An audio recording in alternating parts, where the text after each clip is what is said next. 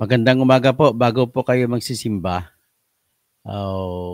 nakatapos na kayo magsimba, makinig muna kayo dito sa isang napakaimportanteng usapin na kung saan ay dapat ang lahat ng mga Pilipino ay alam na alam ito.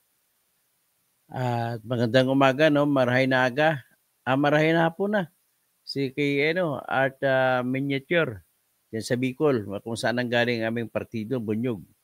Okay, at ngayon, araw ng linggo, araw ng simba ng mga Katoliko at saka iba pang Kristiyano. At yung mga Sabadista ay kahapon sila nagsimba. Yung ibang relihiyon, Iglesia ni Cristo, hindi ko alam, no? Pasensya na, hindi ko alam. Pero what I know of ay parang Huwebes ata kayo nagsimba. Tama ba ako? So anyway, yung ating mga kapatid na Muslim ay Biyernes naman ang simba nila.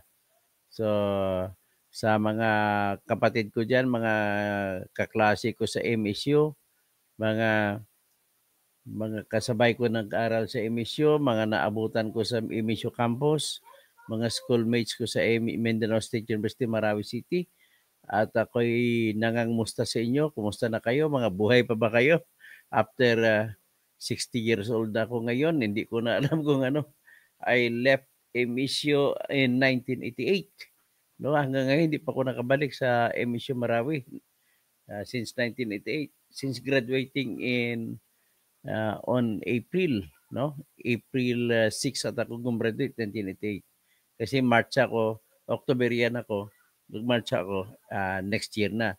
Supposedly 87 ako mag-graduate. So anyway, just because of a surveying subject na kay Engineer Tago na abogado na rin ngayon, nag-aral siya ng Master of Engineering, hindi ko na-complete ang aking surveying course sa kanya. So anyway, that's water under the bridge now. So anyway, what is important now is we are all learned and we are all patriots. At ako naman ay nag-aral ng abogasiya. Nagtapos po ako isang kagaya sa MSU na full scholar ako pag-graduate ko nag-aral ako ng civil engineering hanggang sa gumraduate ako. Full scholar. So may allowance ako doon pa 500 pesos a month nung araw. Grabe yung 500 pesos, napakalaki nung araw. So sa pamantasan ng lungsod ng Maynila College of Law, scholar din ako, tuition lang. Wala na yung ano. Anyway, I'm thankful to Mindanao State University sa panahon na kahit papano ay nagpapasalamat ako kay Apo Lakay Marcos Sr. Kasi kung galit siya sa mga estudyante noon, kasi kasama kami mga tinitingnan na makakaliwa kami mga estudyante sa emisyon noon, pero tuloy-tuloy pa rin ang bigay ng pera galing sa gobyerno. At kaya nakatapos ako. This time sa Mindanao, sa pamantasan ng lungsod ng Maynila, malaking utang na loob ko sa mga taga Manila, ng mga Manileño. Kasi mga Manileño po yung tawag na ang nagbayad ng tuition ko. So kung ganon, kung Manileño nagbayad ng tuition ko, dapat may utang na loob ako sa Manileño. Kaya nga nung ako'y pagkatapos ng pagiging abogado ko na, marami akong Manileño na tinulungan. Kaya yan po ang dahilan. Okay? So ngayon, ang gamit ng aking karanasan bilang abogado at pag-aralan sa marami kasi mga kaso na hawak ko ay mga drugs case, mga police cases. So marami ako naging kliyente na pulis. Marami din ako mga pulis na napatanggal sa trabaho dahil po sa mga trabaho nila. Ang pinakahuling pulis na pinatanggal namin sa trabaho ay yung lahat ng anti-drug operatives o di kaya PIDEG ng police dyan sa General Trias Police Station. No? Pasensya na kayo dyan sa General Trias Police Station. Pinatanggal namin ang lahat ng mga pulis mula sa major hanggang sa pinakahuli-huling tao, patrolman. Tinanggal namin, kinaswa namin sa Internal Affairs Office or Internal Affairs Service at ang aming gamit na ebidensya ay CCTV. Sa CCTV, makikita mo na dumaan lang yung Innova na gamit-gamit ng mga pulis at yung aming tinulungang tao ay naninigarilyo lang sa gilid ng kalsada at bigla na lang hinatak, dinukot. At ang dinukot, kaya kinasuhan ka agad na ginawa ng kwento na nagkaroon ng buy-bust operation. Pero ang problema ng mga pulis na to, hindi nila alam na yung kapitbahay may CCTV. So gamit ang CCTV na yon ay kinasuhan namin sila sa Internal Affairs Office. Nakagandahan naman sa IAS, kahit na alam nila na kapwa na pulis ang kinakasuhan, talagang tinanggal nila sa serbisyo. Dinesisyonan nila dismissed from the service.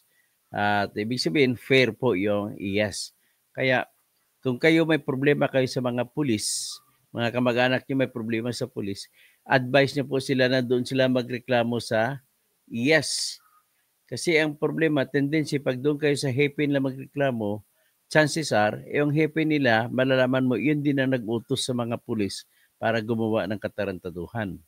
So, mamaya, discuss natin ano ba talagang dahilan kung bakit may mga police brutalities at may mga police abuses at bakit ganito nangyari. Pero bago ko i-discuss, nais kong ipakita sa inyo itong, tawagan ko muna kayo, no?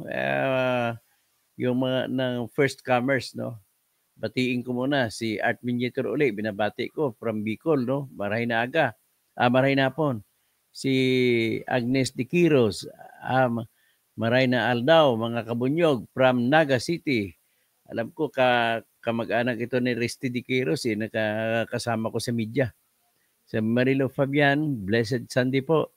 Betong, good afternoon, Engineer Alex Ulin. Good day, Engineer Toto, watching from Kapalonga, Camarines Norte.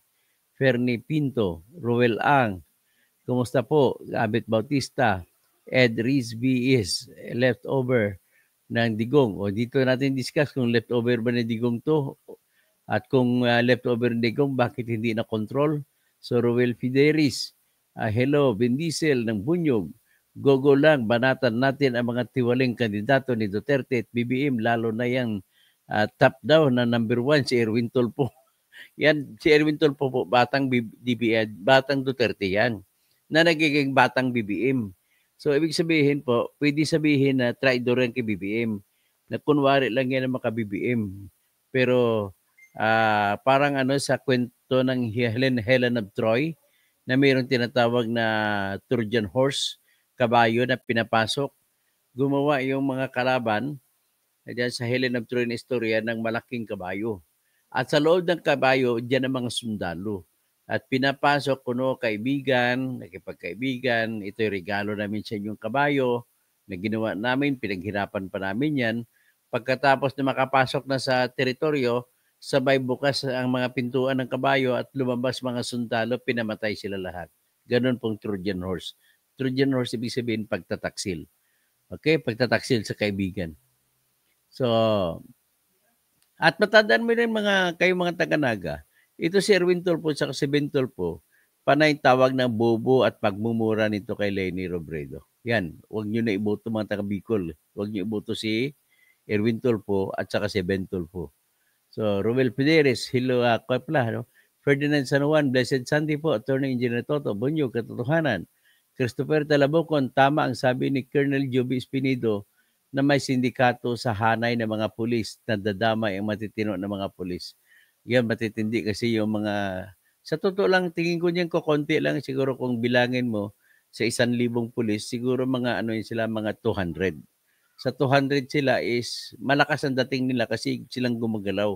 Yung mga matitinong pulis, ang problema sa matitinong pulis, takot. So, napagkamala na tuloy sila na nakipagkutsaba na rin kasi hindi sila nagsasalita, hindi nila hinuhuli ang kapwa nilang pulis na may karapatan naman sila, may power, may police power naman sila para humuli. So, Ninette Soriano, Cayetano yan sakop.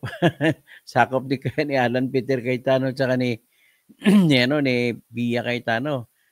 Ibig sabihin masama, hindi magaling na mayor yung asawa ni Alan Peter Cayetano kaya may mga pulis sa tagig na ganon. So, Polo Carpio, sino ang ibubuto sa posisyon? Food and agree, budget and audit, women, children, labor, environment, human rights, WPS. Actually, kung ako tanungin mo, doon tayo sa mas maganda, number one, yung justice. Kasi pag mayroon justice na tama, ang justice na paparusahan sino gumagawa ng krimen, dala na lahat po. Pati yung mga smuggler, makukulong na yan. Pati yung mga mapagsamantala sa mga produkto sa agrikultura, makukulong na yan. Po maayos ang justice system natin.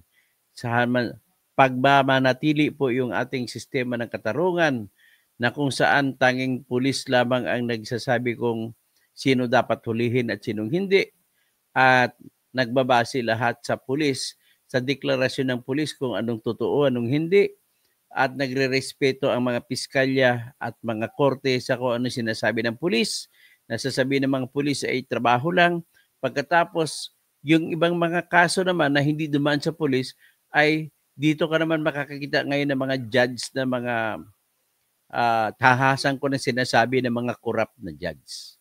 No, dami talaga mga corrupt na judge. Sabihin mo sa 10, mabuti, sabihin mo rin may 3, may hanggang 5 na judge din ano. Ibig sabihin, nakasandal na lamang po saan? Nakasandal na lang sa bukal loob ng tao, ng judge o ng pulis kung gagawa sila ng maayos o hindi. At sapagkat walang nakatingin sa likod nila, ay pwede nilang gawin ang gusto nilang gawin. Okay, mag-proceed tayo dyan sa mga ganong diskusyon. Banabati ko muna si Celso Mindanao. Celso Mindanao, lunchtime. Maayong udto sa tanang Ilonggo, maayong udto pod sa tanang Bisaya, Cebuano, Buhlano. Maupay udto sa mga waray-waray. Marahay na udto sa mga Bicolano. Hapon na rin, tawagin ko lang hapon na may hapagat panapon sa mga kabalen ko na wag nyo na iboto si Lito Lapid, si Jing Kapil, si Bong Pinida, tsaka yung kanyang mga ano pala ni Bong Pinida, hindi kandidato si Bong Pinida, kundi ang kanyang mga kandidato na asawa niya si Lilia Pinida, anak niya si Dennis Delta Pineda, at ang dalawang anak niya babae tumatakbo na mayor sa San Fernando at saka sa Lubao. May iba pa siya mga anak. Ubusin nyo lang. Nagkukuntisan na sila eh. Si Pacquiao, meron din sa kanyang sarili sa Jensen, General Santos City at saka Sarangani. Ang Jensen, ang mayor ngayon ng Jensen ay si Lorelai Pacquiao, asawa ni Albert Pacquiao, na kapatid ni Manny Pacquiao. Si Albert Pacquiao ay tumatakbong konsehal ng General Santos City. So asahan nyo yan, pag matapos na ng 3 terms ni Lorelai Pacquiao, tatakbo namang mayor si Albert Pacquiao. Tapos ang anak naman ni Pacquiao na si Michael, na tumatakbo rin konsehal ng General Santos City. So isa naman nakahanda niya para magiging mayor. Tapos ang kapatid niya na si Rogelio Pacquiao ay gobernador ngayon ng Sarangani Province. At si Jinky naman ay tumatakbo bilang sa party list na PCS, People's Champion, PCM ba? People's Champion Movement. Yan ang party list nila. So, extension yan ng kanilang family dynasty. So, hindi rin papalupig ang maraming iba, no? Hindi papalupig. Mga Tolpo, meron din, no? Ben Tolpo, tatakbong pagkasenador, sinasamantala nila kanilang popularidad. Si Erwin Tolpo, ganun din, para magiging T3 sa Senado. Ayun, titingnan natin kung ano mangyari sa Senado na 3 Tolpo. Okay? Tapos, dyan sa Tulpo naman sa Quezon City, si Rafi Tulpo, ang kanyang asawa si Jocelyn Puwa Tulpo ay tumatakbo sa AXIS party list. O, kasama na si Edvic Yap na isang smuggler kuno, sabi ni Percy Lapid, na nagiging kabarkada nila ni Tulpo. So sa dami ng smuggler, iyon ang kabarkada nila. Tapos kasama rin dyan, tumatakbo rin ang anak niya si Ralph Windel Tulpo na siyang violator ng EDSA, ng bus lane sa EDSA. 2 beses na niyang binilabag yung EDSA. Pumapasok, gumagamit doon. Congressman kasi, tapos tatay senador. Tapos yung kapatid pa nila na si Wendell, si Wanda Tulfo Teo, ay may sariling party list na turismo. So, abusin nyo na lahat. Paghati-hatian nyo lahat. Hindi naman papahuli dyan ang ating presidente. Yung presidente natin, yung gobernador sa Ilocos Norte, anak ni Amy. Si Sandro, congressman sa 1st District ng Ilocos Norte. Tapos yung sino pang iba? Ang dami pang iba. At sa totoo lang, Kinakatalo nila diyan mga grupong Pariñas at sino pang iba. Kaya yan ang kalakaran sa ating Pilipinas eh. So kung gano'n ang kalakaran sa ating Pilipinas, ay ano mangyayari sa atin? Tanging sa kamay lamang natin po nagsisimula ang lahat. Kung ang kamay natin ay bumoto ng lahat ng bago, iboto niyo ang lahat ng bago, huwag na kayong bumoto ng BBM at Duterte sa ngayong eleksyon. Please lang. Hindi naman sa inaaway natin silang dalawa. Lahat ng kandidato. Subukan lamang natin na panay bago ang ating iboboto para makikita natin kung paano ang resulta. At sa tingin ko naman, ay yung mga hindi pa po nakatikim na magnakaw, mga bago yan, ay hindi pa magnanakaw yan. Kasi naniniwala pa ako, yung ugaling pagnanakaw ay may pinagsimulan yan. Nagnakaw muna ng maliit, palaki ng palaki at hindi nahuli, tuloy-tuloy, palaki ng palaki. Yan po yung pag-usapan natin na ito po pinagmula ng mga police brutality. So, ngayon, ang ano pang gagawin natin, no? Ito na, babatiin ko muna yung natitira, no? Si Johnny Francisco Martin. So, good afternoon, Bert Basilio. Naimbag na malim sa mga kamsat ko dyan sa Ilocos, sa Pangasinan, sa Region 2, Isabela, Quirino, sa Tarlac, sa Nueva Ecija, marami din dyan, Nueva Vizcaya. Okay. Tapos si Bert Basilio, tapos si Carl Maxshort. Good morning. Good morning din pala sa ibang bansa siya. Wala pong nangyari sa candidacy ko. Siyempre, ito tapos na eh. Mananalo man ako dyan, pero tapos ng eleksyon. Enrique Mantili, Attorney Engineer Toto Kausing, solid kakamping tayo. Good. Salamat. Antonio Pardillo, classmate, kabats, Antonio Pardillo sa Coronadal National Comprehensive High School. Listro Flat, ito, tanong lang, makukulong ba kayo ko pag ang magmura kayo sa isang tao, pwede kayong kasuhan ng tanong lang po. Actually, yung pagmumura ay siyempre, kung ikaw ay maayos na tao, huwag ka dapat magmura. No? Pero minsan napamura tayo. Kasi kung minsan, hindi mo mapipigil ang bugso ng damdamin. At sa panahon na magmumura kayo, may karapatan ding kumaso laban sa atin ang minura natin. Ganun lang naman po yan. Tapos, kung ang kaso, ang tanong lamang niyan anong kaso? Kaso ba na civil, damages, o kaso na kriminal?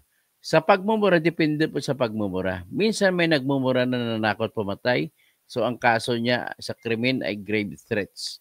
Kung minsan ang pagmumura ay nilalait mo, sinira mo pagkatao niya, pwede kang kasuhan ng grave oral defamation. Ganun po yung dalawa. Pero may choice pa rin, nasa ano pa rin yan, nasa pagkatao pa rin yan ng nagkakaso kung gusto kanyang kasuhan ng criminal case o civil case. Kasi kung civil case kaso sa inyo, damages ang hihingin niya. Pero kung sa pagmumura, ibig sabihin gusto niyang ipapakulong ka. So, as much as possible, iwasan natin magmura. Ang pwede niyong murahin kung magmura kayo, mga opisyal ng gobyerno, pulis, pwede yan. Walang problema yan. Kaya lang, baka barilin kayo. Mga tao sa gobyerno, may karapatan mumurahin. Ang mga mamamayan, may karapatan sila magmura. Pero yung mga taong gobyerno, mga pulis, wala silang karapatan magmura. Tayo na mga taon, mga mamamayan, ay may karapatan magreklamo, may karapatan magmura. So ngayon kung may karapatan tayong magmura, anong ibig sabihin yan? Huwag ka matakot. Kung ikaw ay sa feeling mo pala, ang pakiramdam mo ay niluloko ka na ng taong gobyerno, magsalita ka muna ng maayos, please lang. Tapos kung hindi ka masagot, alsa ka ng konti ng boses, sabihin mo na lang para matapos na, hindi na po ako magtatagal ng kwento rito. Pupunta na naman po ako sa ombudsman, magrereklamo ako, o sa pulis, o saan ka man magreklamo. Okay? So, ganun lang muna gagawin natin ugali. Bago tayo magmura, magbilang ka muna ng ano. Bilangin mo, 1, 2, 3, 4, 5, 6, 7, 8, 9, 10. Bilang mo hanggang 10 seconds, bumaba na yung kwan mo, bumaba na yung damdamin mo. Kaya, saka ka magsalita. Kasi beware, alalahanin mo, kahit ako, nagkakamali-kamali ako niyan eh. Kapag nagsalita ka ang damdamin mo ay punong-puno, ang mga desisyon mo sa mga bagay na ikaw ay emosyonal ay walang kwenta. Kaya kung ikaw ay may importanteng desisyon na gagawin sa buhay mo, kung ikaw ay dapat magsalita para sa ibang tao o kung ano man, antayin mo muna na bumaba ang iyong feeling. So, ibig sabihin, pigilan mo muna ang sarili mo na magalit. Halimbawa, nagmamaneho ka, tapos may humarang bigla sa iyo, tapos nang agaw ng kalsada mo. So, marami diyan na pamura, 'di ba? Pwede naman 'yan, isara mo ng pintuan mo, doon ka lang magmura sa sarili mo. Hindi niya naman maririnig na nagmumura ka sa kanya. Ang hindi mo rin alam, baka minumura ka rin niya. So anyway, important is na nakuha ko to sa isang judge na advice niya sa lahat kasi ang kaso niya, ang korte niya, naghawak siya ng mga kaso, mga awayan. Sabi niya, para hindi kayo malagay sa alanganin, ang problema nito kasi pag nasugo na tayo ng bugso ng damdamin natin, hindi natin kayang pigilin. Kaya para maiwasan yan, magbilang kayo ang kanya nga 30, magbilang kayo hanggang 30. Ako lang 10 pagbibilang lang, babagsak na kagad ang bugso ng damdamin mo at saka ka magsalita. Okay? Wala pong pagsasalita na maganda kapag ikaw po ay highly emotional. Ang power of arguments mo, ang logic mo nawawala, lumilipad palabas ng bintana. Okay? So, magandang hapon, Lil Strohat. Okay, nasabi ko na po Richard Mabini Sr. Baka turo yan ni Digong nila kaya marami ng pulis. Okay, Nonoy Hotia, Alvin Aquino, Fi Abakahin Acuña, Maayong Unto, Esil Lumasag. Bakit walang sounds? Wala pang sounds? Hindi ako maniwala kung walang sounds. Baka po na off lang po ang cellphone niyo po. Sa tingin ko may sounds po ako, nakikita ko sa monitor ko may sounds po ako. So, si Art Miniature, AC Lumasag, may sound pa naman ma'am. Wonder Mike, maayong aga, Toto Kausing. Leslie, tama kayo, attorney. Noel Dakara, akala ko po sir, ang hindi Filipino citizen, hindi pwede magkandidato.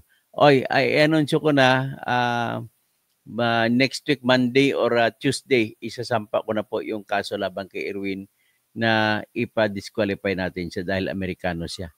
Richard Mabini Sr., Toto Kausing, kaya natin to kaya kala nila si Digong pang presidente. Pag-usapan natin mamaya yan.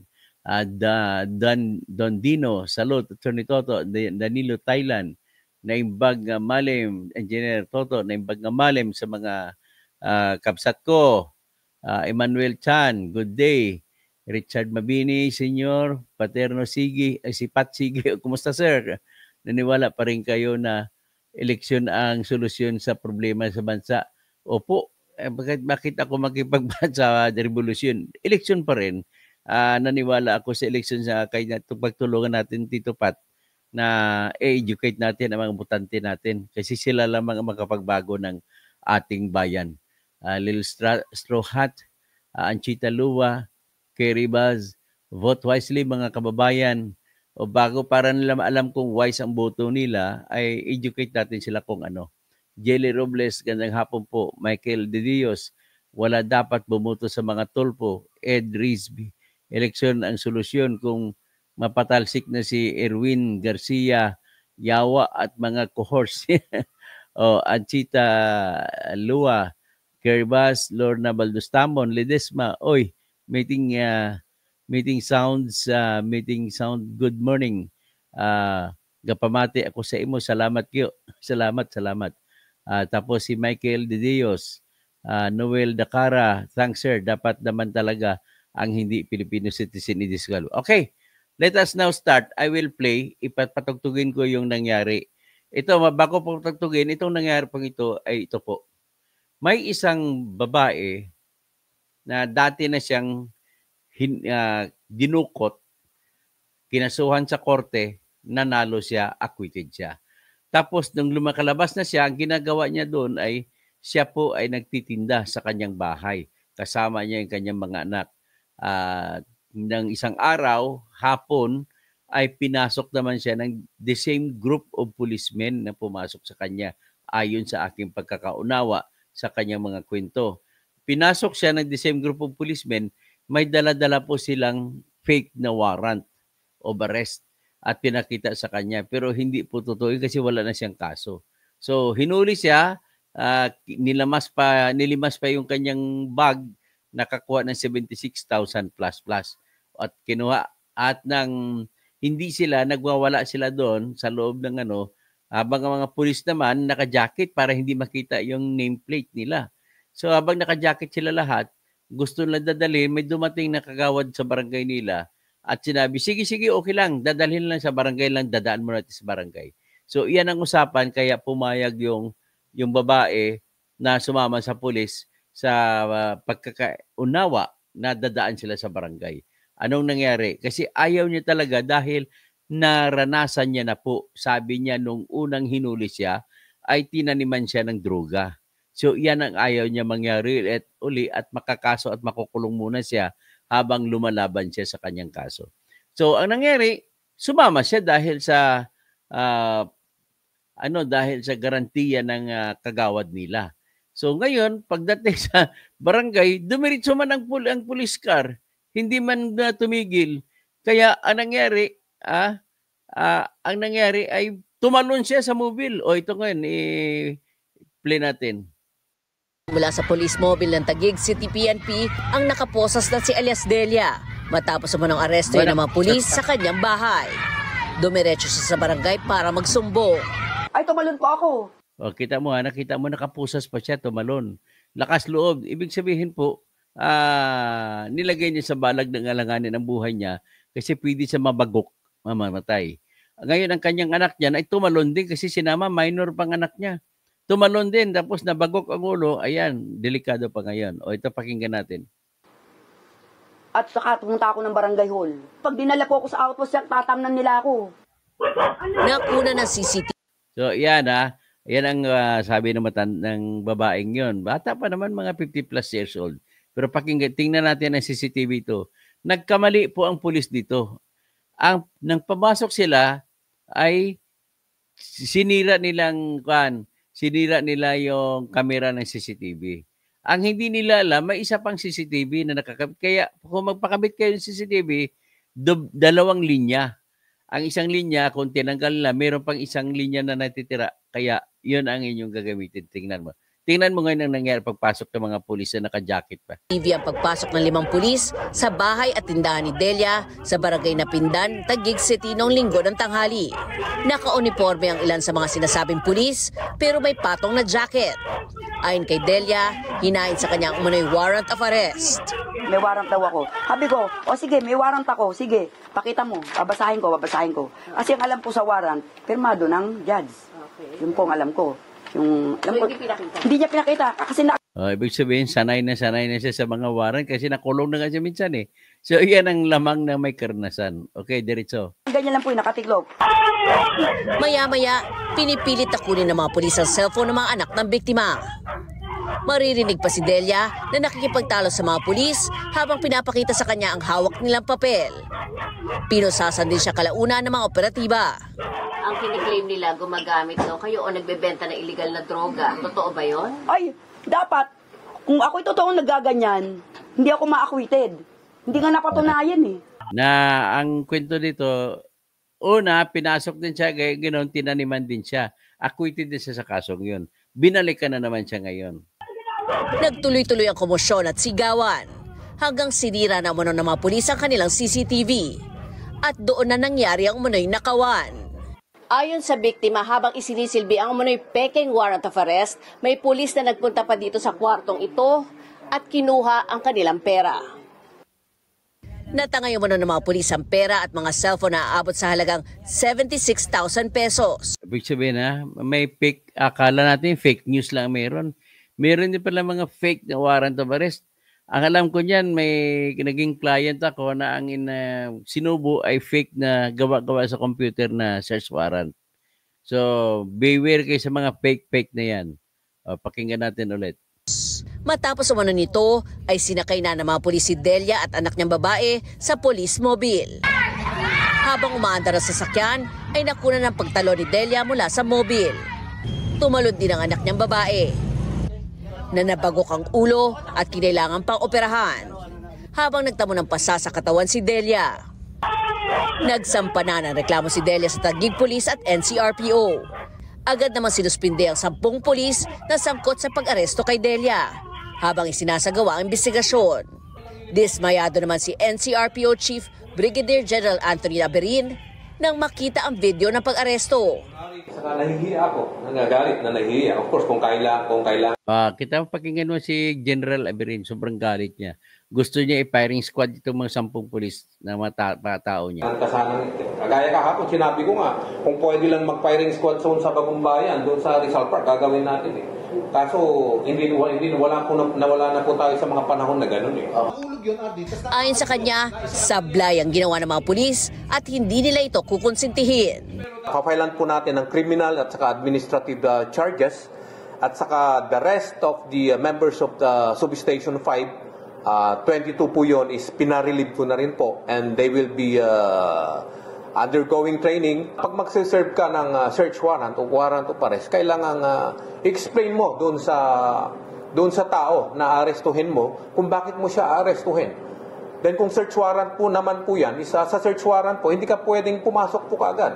Dapat kumatok ka po at kasama yung representative from the barangay at saka member ng community. Hindi po ganun na parang niras up po yung lugar. So yan ang yan ang nangyari minsan natatawa ko pero nakakalungkot. May mamaya i-lecture ko kung saan sila nagkukulang. At pwede natin sabihin mamaya ang kombinasyon paano natin i-connect ito sa election natin ngayon. Tingnan natin, pakinggan muna natin. Paano mga kasong robbery with violence or intimidation, coercion, malicious mischief, unlawful arrest at child abuse ang 10 pulis. Dapat may kidnapping kayong kakaso dyan. O di kaya kasi may attempted na magtatanim ng ebidensya yan. So pwede rin dyan na planting of evidence. Ang planting of evidence kasi ay ang kulong yan habang buhay na pagkabilanggo.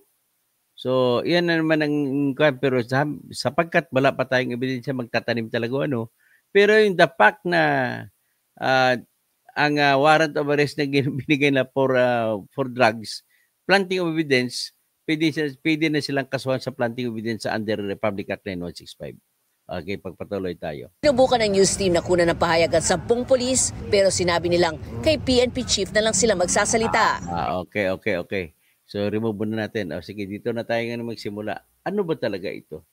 Una, nais kong tanungin sarili ko bakit nangyayari yan.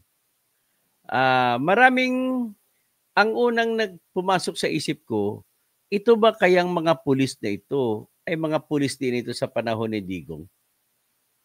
Na malalakas na ang loob na dati sa panahon ni Digong ay pumapatay. Ngayon, hindi na pumapatay, nang huhuli na lang. Nagtatanim at ang pinaka-ultimo nito na target nila ay mangungutong. Palalayain nila kapalit ng pera. O sabi ni Manny Pacquiao, inom na lang tubig kung gutom. Gutom ako ngayon, inom ako ng tubig. O yan ang kumakandidato na senador ulit. Wala sa ibang solusyon sa gutom kundi tubig. So anyway, ganito. Bakit nangyayari yan?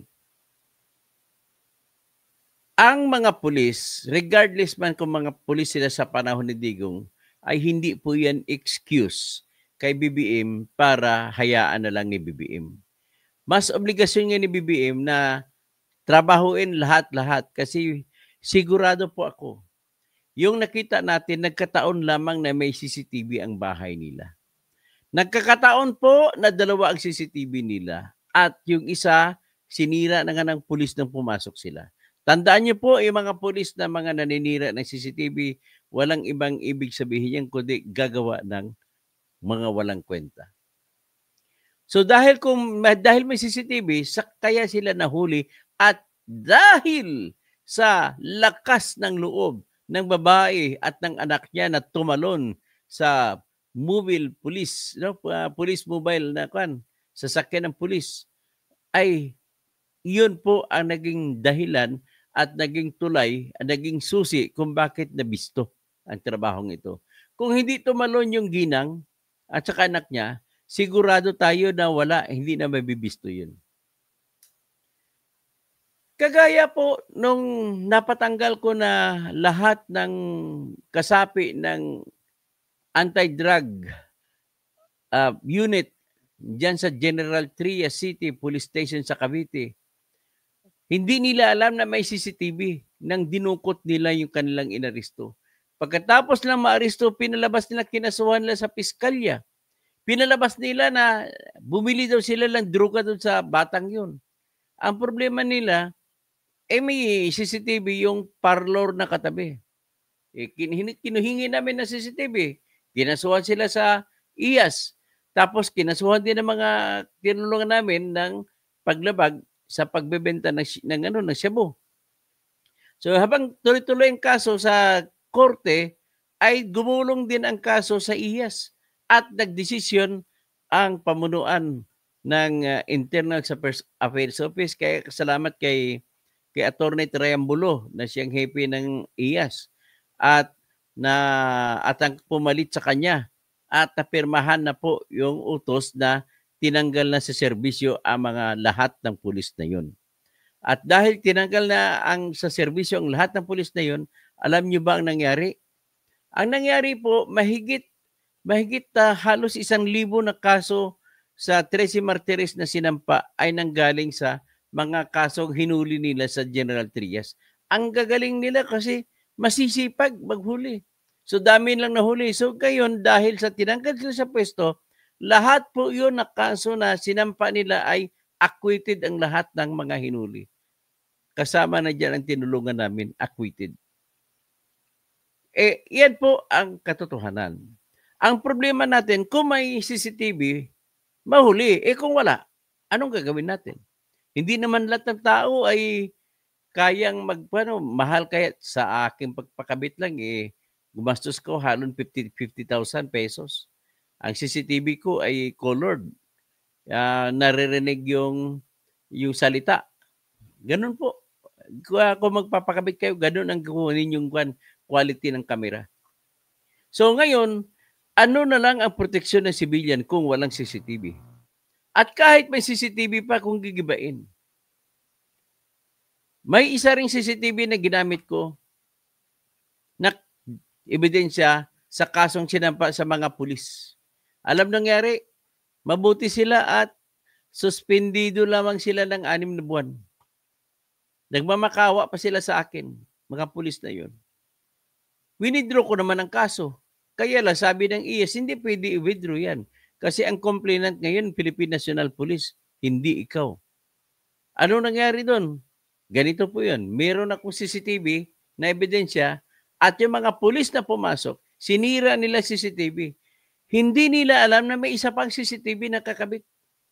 Kaya ang ginawa nila, pinasok nila yung isang opisina at nilabas ang computer. Sa computer, mabibilang mo kung ilang computer ang nilabas nila.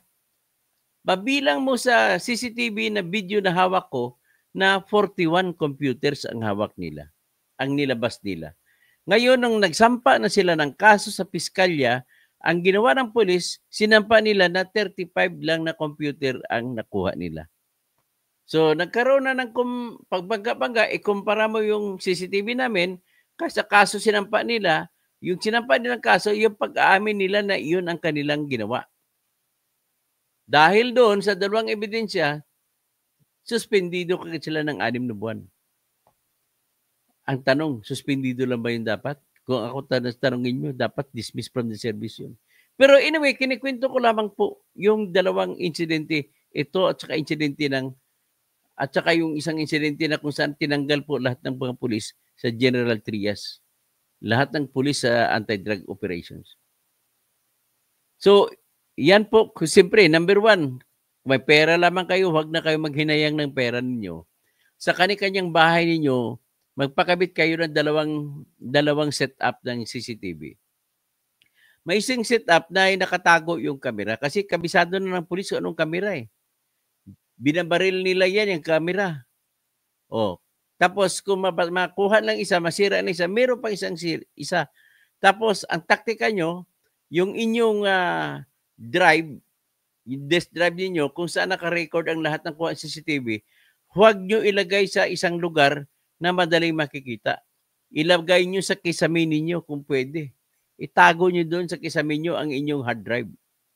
Para kahit ano pang pasok ng dyan, ng mga pulis, hindi nila makikita. So, yan ang Ngayon, ito pag-usapan natin. Ano naman ang gagawin ng mga senador para na talagang dapat kang senador? Para malaman mo kung ano ang dapat gagawing batas. At kung ikaw ba'y may alam, dapat bumuto tayo ng senador na may alam. May alam sa batas, hindi yung nagkukunwari lang, magaling magbigay ng ayuda rito, ayuda roon. So, ganito. Dapat natin intindihin na sa kasalukuyang sistema natin, ang mga pulis natin ay may malawak at marami ang kanilang pagkakataon na sila lamang ang magdesisyon kung manghuli sila o hindi.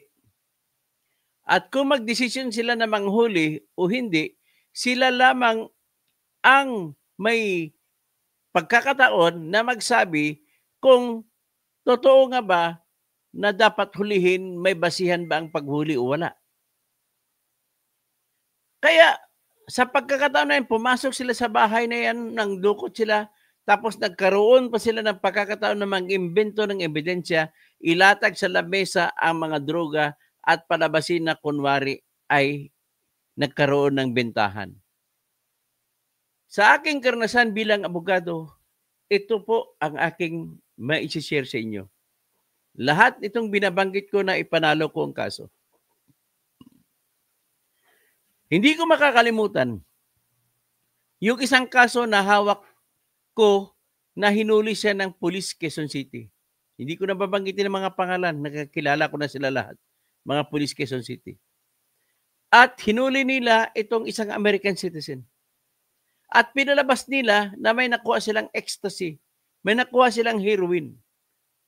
At pinalabas nila na nahuli nila ito kasama yung tatlo pang iba, nandoon sa loob ng Eastwood sa property ng Mega World. Nandoon daw nagkahulihan daw doon sa McDonald's. So ngayon, ganun ang pinalabas nila. Sila lamang nakakaalam kung paano gagawin nila, kung mang-imbento sila ng ebidensya o hindi, sila lamang nakakaalam. Ngayon, kung mang-imbento sila ng ebidensya, ano ang problema ng taong biktima nila na inimbentuhan ng ebidensya? Nandun ka na ngayon sa korte, nandun ang judge, nandun yung mga pulis na humuli na nang-imbento ng ebidensya. Sa tingin nyo ba, may chance kayo na mananalo sa kaso nyo? Sa ganung setup? Sa tingin ko po, ang layo ng chance nyo kung mayroon man, kailangan magaling ang abogado mo. Kagaya ko. Ay, hindi po ako nagmamayabang. Kasi katotohanan lamang kinikwento ko. Tika muna, inom muna ako ng tubig kasi sabi ni Manny Pacquiao, pag maging senador siya, gagawin niya sa mga taong Pilipinong gutom, uminom lang ng tubig. Okay. Nandun ka na sa sitwasyon. Inakusa ka ng pulis. Tapos ang judge na ngayon, wala naman sa lugar ng pangyayari ang judge nung nangyari ang kaso na nililitis. At wala rin doon ang piskal. Ang piskal, matindi ang paniniwala sa mga pulis. Ganon din ang judge. So ano ngayon ang dapat baguhin natin? Dahil po yan sa mataas na pagbibigay ng respeto sa gawaing pulis, kaya po nag-aabuso numero 1 ang pulis. Walang kontrol. May tinatawag kasi kami na presumption of regularity in the performance of official function. Sabihin lang sa Tagalog, trabaho lang po kami. Wala kaming hinahabol dyan. Trabaho lang po kami. Okay? So, ganun ang sinasabi nila. So, paano mo ngayon mababasag pag ikaw ay biktima? Sasabihin ng pulis na humuli sa iyo, na dumukot sa iyo, trabaho lang daw yun, nagkwento pa na kung paano nabili mula sa iyo yung droga, na mayroon pa daw silang mga confidential agent na kinausap, na kaibigan mo, at doon sila at inintroduce ka nung confidential agent sa iyo at saka sa mga pulis na bumili. Ganon ang script, hindi pa po nagbabago ang script ng pulis, PIDEA at NBI. Ganon lahat po ang script nila pag gumawa sila ng buy-bust operation. Meron silang diskarte lang na konti pagbabago. Ganito, kung tatlo ang gusto lang hulihin, si Juan, si Pedro, si Cesar. Sasabihin nila, kausap nila yung confidential agent nila at kakilala si Cesar. Ngayon, na-introduce na, pupunta ng pulis, bumili kay Pedro. Pagkatapos, sabi ni Pedro, ibigay mo kay Cesar ang pera. So, binigay naman ng pulis to kay Cesar ang pera. Tapos, kay Juan, manggaling yung droga. So, tatlo na kagad ang dinali nila. So, kita mo nang gawa ng kwento nila. Saan ka makakita na nagbebenta? Ibang tao tatanggap ng perang pambayad sa bili. Ibang tao naman ang nakikipag-usap kung anong bibilhin mo. At ibang tao naman ang mag-abot ng bagay na binili. Style ng mga matalino talaga mga pulis mag-imbento ng mag-imbento ng mga kwento. So ganun po ang problema mo. Ngayon, nakakatulong ba ang batas? Ang batas po na pwede mong gamitin diyan kasi yan naman ang ginagamit nila, yung Republic Act 9165. Sinasabi ko ito kasi yung babaeng hinuli kanina, ginamitan ng warrant of arrest lang pero drugs case din. Fake warrant of arrest naman yun. Mas madaling ipanalo yun. Pero kinikwento ko, mahirap ito ipapanalo. So, ngayon, at dahil 9165, may utos ang batas na Republic Act 9165 sa Section 21 nito na lahat ng klaseng paghuhuli ng droga, kung may nakuha kayo, kailangan ang inventaryo at saka pagkukuha ng litrato sa mga drogang nakuha ay dapat gagawin mismo sa lugar kung saan nangyari ang hulihan. Yan ang sinasabi ng batas. Number 2 na sinasabi ng batas, kailangan may testigo ang pagkuha ng litrato at pag-inventaryo ng droga o iba pang ebidensya na kasama na nakuha sa pag-iingat ng isang tao na nahuli nyo. Ang tanong, sino yung mga testigo? Sinabi ng Section 21, ang testigo ay representante mula sa media, representante mula sa Department of Justice, representante mula sa mga hanay ng mga halal na mga opisyal ng bayan, pwedeng barangay kagawad, pwedeng mayor, pwedeng gobernador, tapos at representante ng akusado o mismo yung akusado. Ngayon sinasabi ng batas at sinang-ayunan din sa decision na maraming decision na ng Supreme Court of the Philippines na kapag kahit isa sa mga testigo ang wala, basura ang ebidensya. Yan ang utos ng Supreme Court. Pero napakagaling ng mga pulis natin. Kompleto sila sa testigo. Andun lahat. So mangyayari ngayon, magkaroon ngayon ng issue. Sino ba sa dalawa ang nagsasabi ng totoo? Ang hinuli na nagsasabi, tinaniman lamang po ako niyan, nilabas na lang yan sa mesa na lang. Nung nandun dala-dala nila, nang hinuli na ako, pinaupo ko sa bangko, may mesa, at pinatong nila doon yung dinukot mula sa bulsa nila yung mga droga. Oh, sino paniwala ng Diyos? Sabi naman pulis, hindi po totoo yan. Pupunta kami doon. Ito pa nga yung aming PIDEA coordination form. Ito pa yung aming authority to operate. Ito pa yung aming pre-operational report na na-surveillance kami. Sapat ba yan? Sa karanasan ko po bilang abogado na nagdedepensa sa mga akusado, hindi pa sapat yan. Ano pa ba dapat ang gagawin para maiwasan natin ang police brutality? Number 1 po, isasabihin kong iba sa aking vlog kasi maubusan natin ng oras. Ang una muna sasabihin ko ay ganito. Dapat ipatupad na ng mahigpit lahat ng operation, basta yung operation na hindi accidental.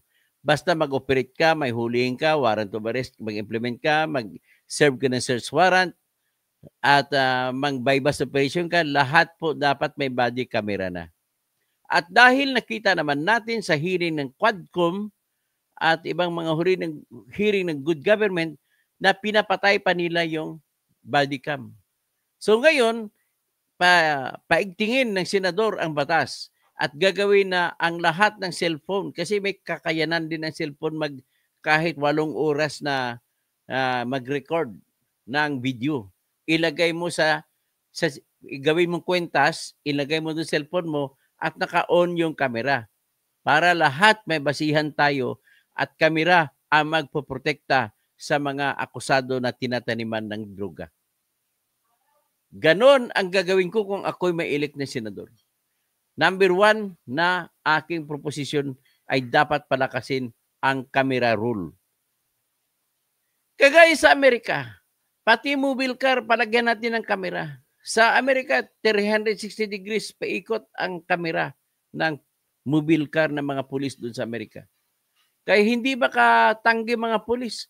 Kaya nababawasan ang mga abuso ng pulis. Kasi ang mga pulis, mga tao rin yan. Kailangan din nila ng pera. At karamihan sa kanila, pag nakatikim na namang hold up yan, maliitan, hindi sila nahuli, walang nagreklamo kasi takot sa kanila yung mga biktima nila, palaki ang ginagawa nilang pangungutong. So, yan pong unang solusyon dapat.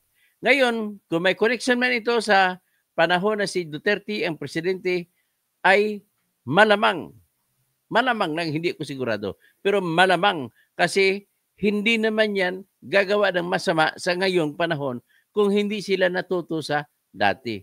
Kasi ang lahat ng tao na gumagawa na professional na, may nagtitraining muna yan. So saan sila natuto?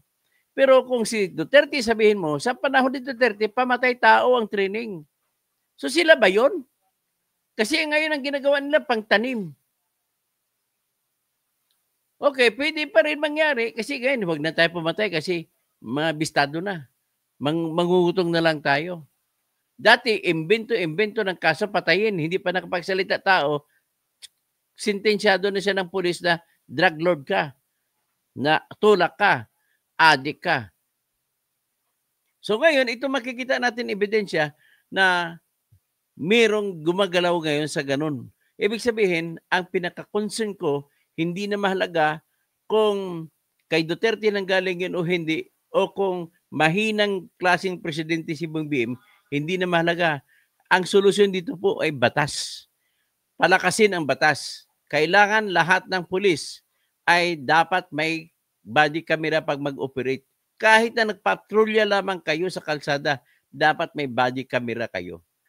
Para kung may body camera kayo, sigurado ka ng pulis hindi po tatamad-tamad. Kasi sa monitor ng police station, kapag ang isang pulis, kapag hindi nagpapatrol, mabibisto mo kasi walang kuha ang kanyang kamera. Dapat ang kamera na naka-assign, dapat kada bawat pulis, may sarili ng kamera, may serial number na i-assign sa kada isa. Dapat diyan tayo magpupuhunan kahit malaki ang gastos. Ngayon, kung wala pang kamera, pwede na po yung cellphone muna.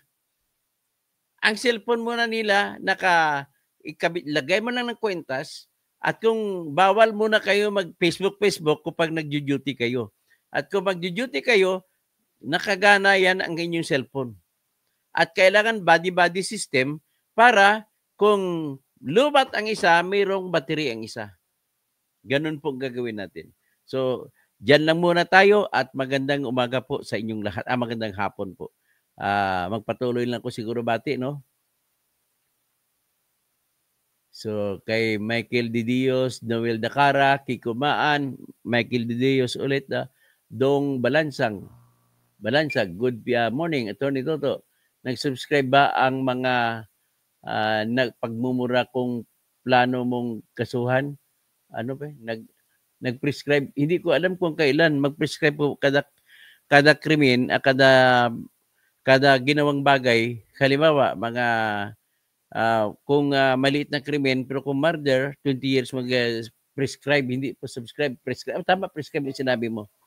Ngayon, may ibang krimen na 2 months lang, kagaya ng pagmumura lang, sabi mo, slight oral defamation, 2 months lang yun.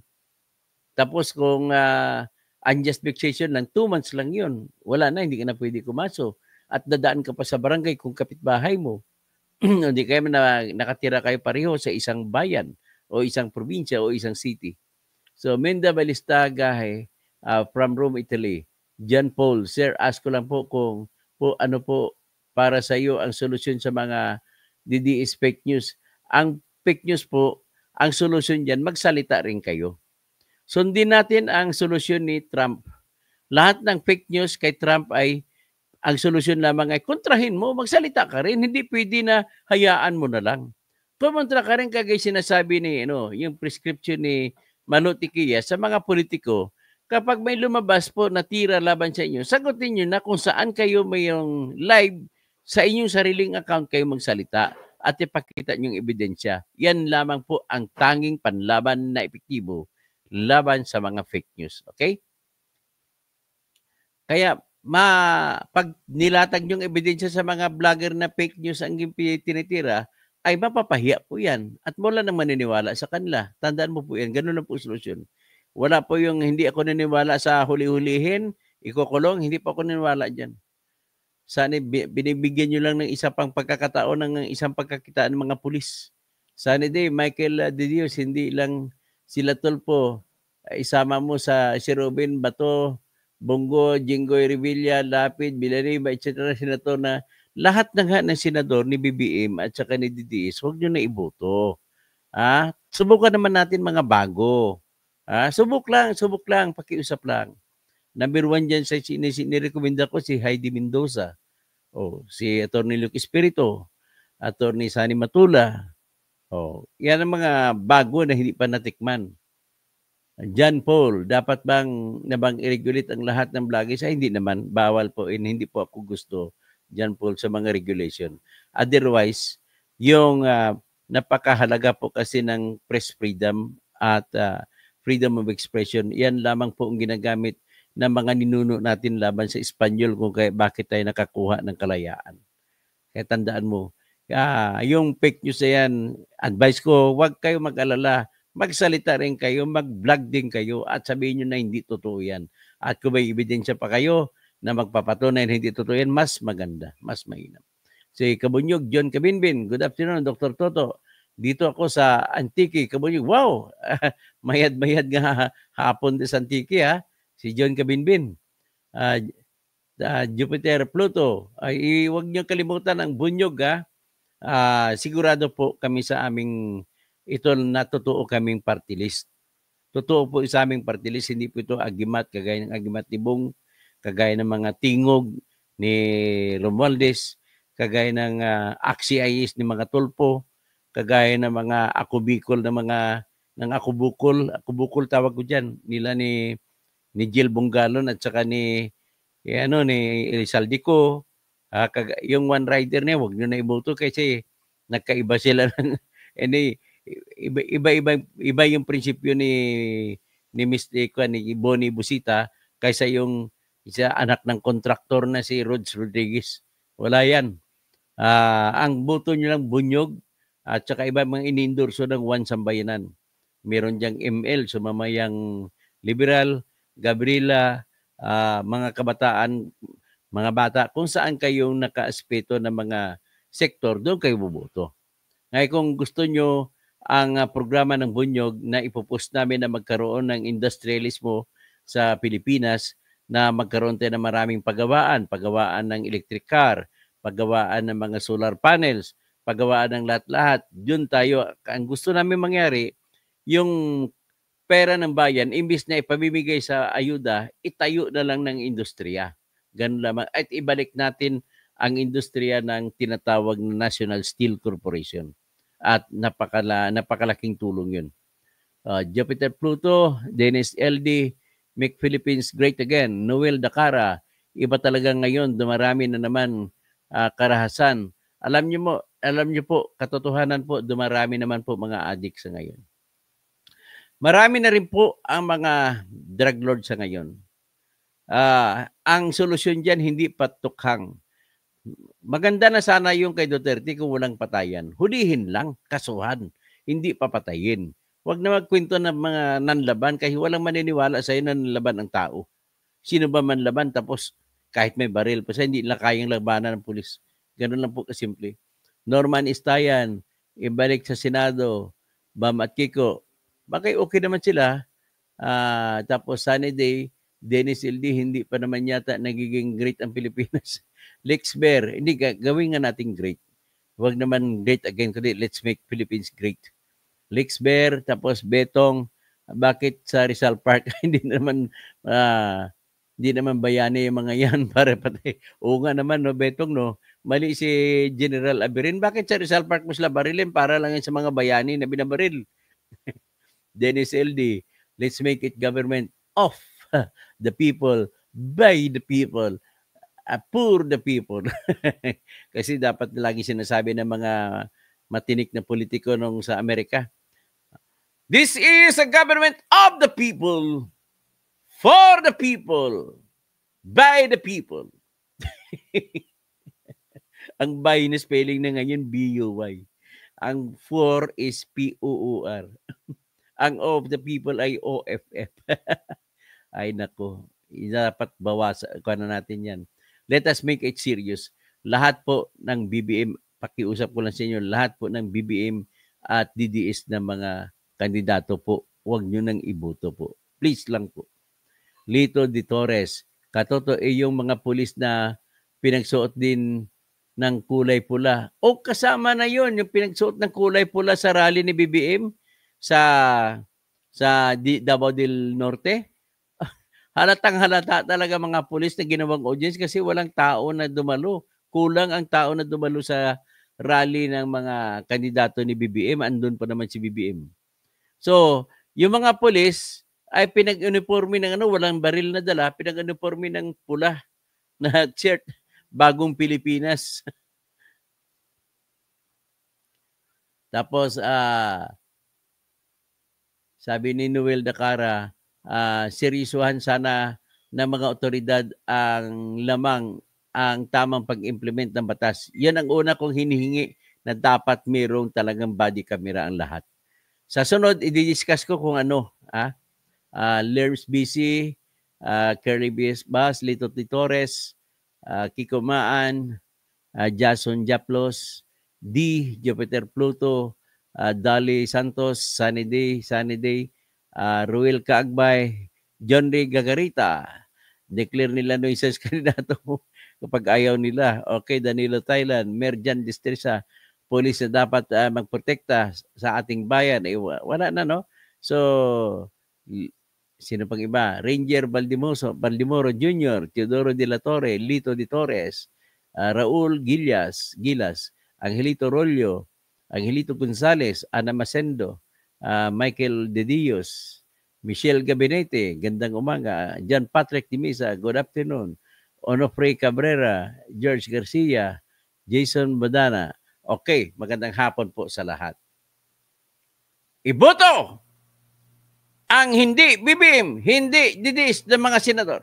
Iboto lahat ng bago. Kung gusto mo sigurado, pagbabago.